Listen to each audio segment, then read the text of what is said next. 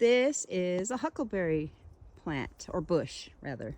Plant? Bush? What the hell is it? Yeah, it could be a tree. You never know. Yeah. Anyways, that's what the huckleberries look like. They're very tart, very delicious. You can make sweet and the smoky flavor. You can make pies, jams, anything you can do with blueberries and blackberries and berries, you can do with huckleberries.